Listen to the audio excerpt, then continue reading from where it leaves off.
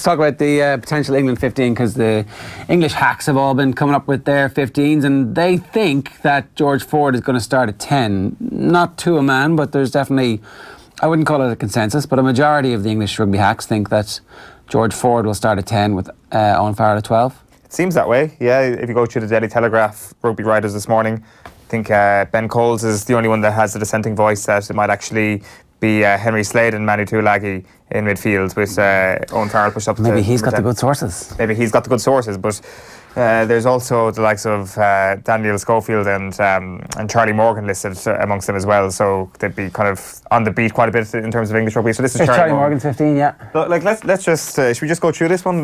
Charlie Morgan is it's close to consensus in terms of the majority of picks here. His one is kind of along the mean line, if you can use that phrase. So if you start with the front row. Makavunipola, Jamie George and Kyle Sinclair. Yeah. Okay, so let's just take that and put Ireland's front row up against them. England don't stand a prayer. They don't stand a prayer in that line. The name of the segment is 5 Ways England Can Beat Ireland, Eoin. No, it's not. It's looking at England's team and re-evaluating our confidence. And do I need to check my own confidence and say I need to scale us back? Actually, no. After looking at that team, it's like we need to be more confident. If there's a potential that they fail pathetically in Dublin at the weekend, it's the Six Nations, pulverise them. We've almost never pulverised them. There's been once. Croke Park. Yeah. Was there another time we actually pulverised them? There isn't really. Last year, maybe the squadron doesn't represent it too much, but in that first half, we pulverised England on the way to the Grand Slam. We did. Did they score a last-minute try to get? They did. So it's finished. There was a bit of gloss on it. 24-15 was the score last year, right? I'm fairly sure they scored a late try, right? Didn't they? After the game, we were basically celebrating. Ole, ole. Yeah, the players were drinking pints while they ran in that try. Yeah. The last time that we beat them by 10 points in 2015, there's a lot more big wins for them. 2015 to 2019. 2011. This is the greatest rugby team we've ever had. We've just beaten the All Blacks. We've just come off the best year we've ever had in rugby. A lot, you can talk about injuries all you want, but the injury situation isn't actually that bad. We're in a pretty good place depth-wise. Maybe when it comes to the second row, we'll weaken in and around the 60th minute when inevitably... Irrespective of the form of the two teams going into games, it is important to remember that no team wins these games. We certainly don't win them as a matter of course easily. That's going to change this weekend. It's going to change this weekend. Name one line in that England team that is better than Ireland's. Let me see their back row. Let's have a look. The back row is going to be Vunipola at 8, Mark Wilson on one side of him, and Tom Curry on the other side of him. Okay, so Curry's a kid, right? Yeah, he's a good kid. Good kid. Got a bright future. But 20 years of age. This is going to be his Six Nations debut. In the here and now, in the present, he's going to get eaten alive by Ireland's back row. Yeah, okay. So no, second row with Toja and Cruz. If you're telling me Courtney Laws can't make the team, that's not a bad second row. No, it could be Cruz. That is probably the one position that's furthest from consensus, I think, from Charlie Morgan's perspective. Launchbury or Laws could also go in there alongside Maro Itoje. So it's really between Cruz, Launchbury and Laws. Are any of them paired with Maro Itoje on the same level as James Ryan and Devin Toner? Say it. It's not a million miles away. I think they're not a million miles away. I think that equally they could have really good games and be just as good as our second row. Yeah. I don't think it's beyond the bounds possibility for England. So let's talk ourselves into a way that England can actually win this game. You go line for line, it's the same conversation that we had 3 weeks ago when Brian Driscoll said one player, maybe two, one player really. You're getting into the sort of, it depends what France shows up rounds here.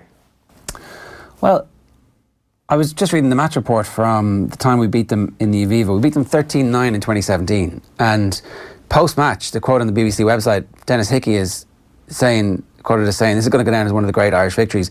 That is a fantastic England team. England were going to win the Grand Slam. Yeah.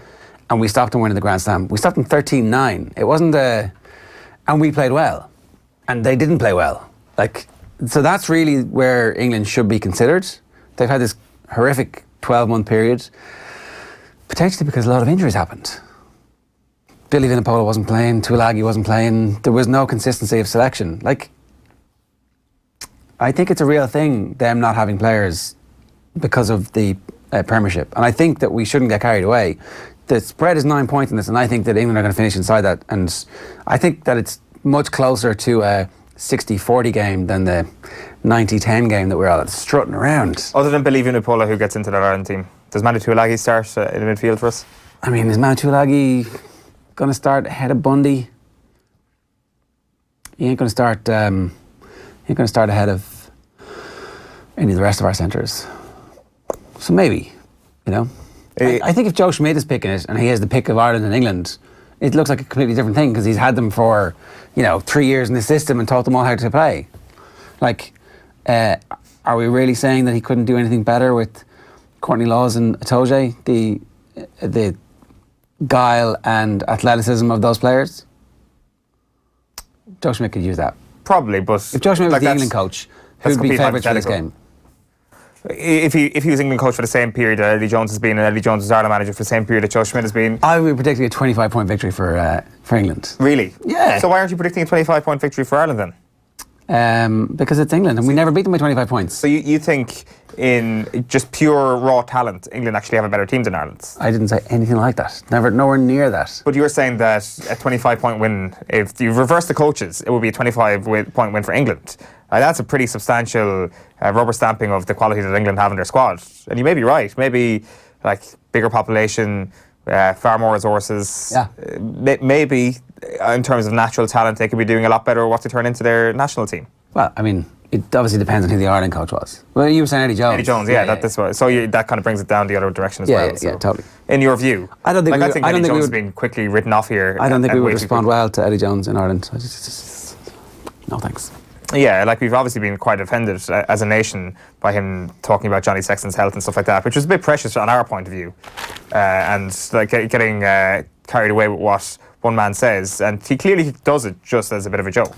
I do think that we are chronically underrating England and forgetting that. Like, I don't know what the odds would have been or what the spread would have been before that game when we beat them 13-9, but I'm sure it was much closer.